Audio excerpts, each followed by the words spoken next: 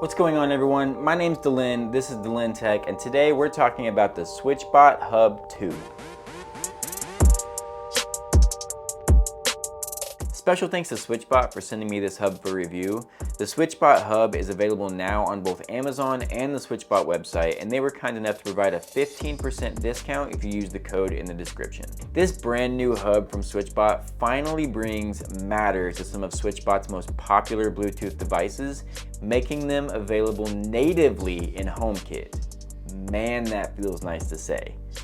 It's a thermal hydrometer, which is a fancy way of saying it has a temperature sensor and a humidity sensor incorporated, and both are exposed to HomeKit when added through Matter integration. It also has a light sensor that allows the display to change brightness based on available light, and more importantly, automate your Switchbot devices. The sensor is not exposed to HomeKit as of now, unfortunately, but I could see that coming in a future update.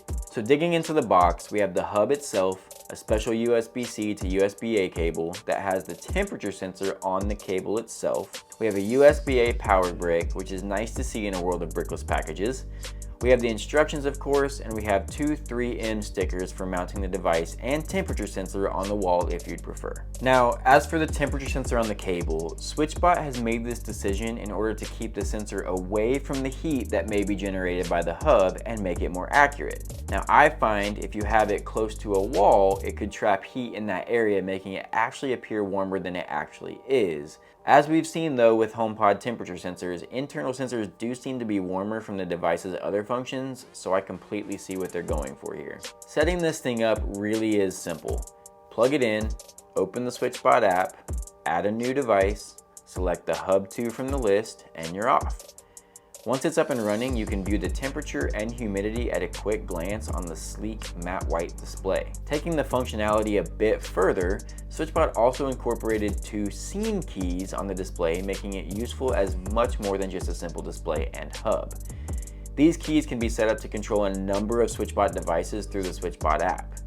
Carried over from the Hub V1 is one of my favorite features, the ability to act as an IR blaster. You can set up remotes for different devices right there in the Switchbot app, and the hub will communicate with those devices, allowing you to control them from your phone, whether there's an app for that device or not. What I love about the new hub is not only does it double the range of this IR blaster, but it also takes this feature and allows you to use these scene keys to control your IR devices. It's a really clever use of this hub. What would you use these buttons for? Let me know down in the comments.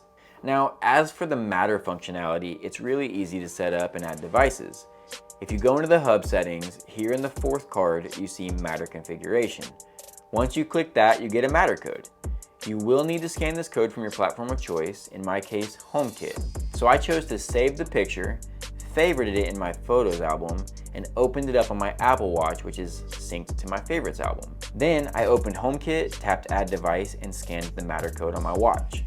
After I added this hub to my Apple Home, I went back to the Switchbot app and selected secondary devices on the Matter configuration page. From here you can select any of the Switchbot devices that support the Matter integration, which at this time includes the Switchbot blind tilt and the Switchbot curtain. I only have the blind tilt, so I added that. Now when we head back over to the Apple Home app, if we tap into the hub, we can see what devices are brought into Apple Home. So in my case, the temperature, humidity, and my blinds. So I've had a really good experience with this thing so far. I did have one instance where the hub and everything connected went offline and I had to remove the bridge from my home app and re-add it by scanning the code, but that seemed to fix the issue. Other than that one issue, I've seen fast responsiveness from my blinds in the home app and through Siri. Siri, close the blinds.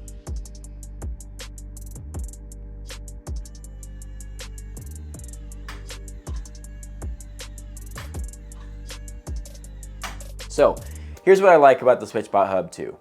For starters, I love the look of this thing. The sleek matte white finish fits in nicely on my shelf, and I feel like the minimalistic look would allow for it to sit anywhere and fit in with most decor. Also, with the addition of Matter, it's so nice to have native control of my blinds in HomeKit. I'm really excited to see them bring integration to the Switchbot bots so I can get my bots off of HomeBridge and automate my upstairs TV natively. The scene keys are a really nice integration and very clever. I love the way they took the hub and added so much functionality that you almost forget its original use case. It's a hub, but it really is 4 devices in one, and I think that definitely sets it apart and makes it worth the money. As far as things I dislike, I really don't have very many gripes about this hub.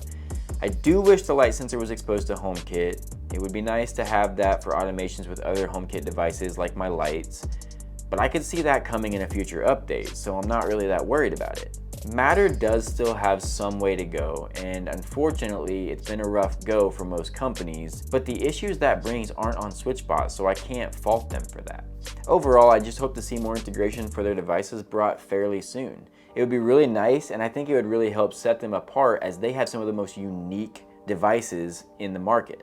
Overall, this feels like a really great start for both Switchbot and Matter, especially if you're a HomeKit user looking to incorporate unique devices into your home.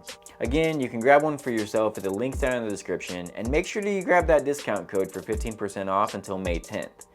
If you enjoyed this video, hit the like button and don't forget to subscribe for more tech and smart home content. Thanks again for watching, and I'll see you in the next one.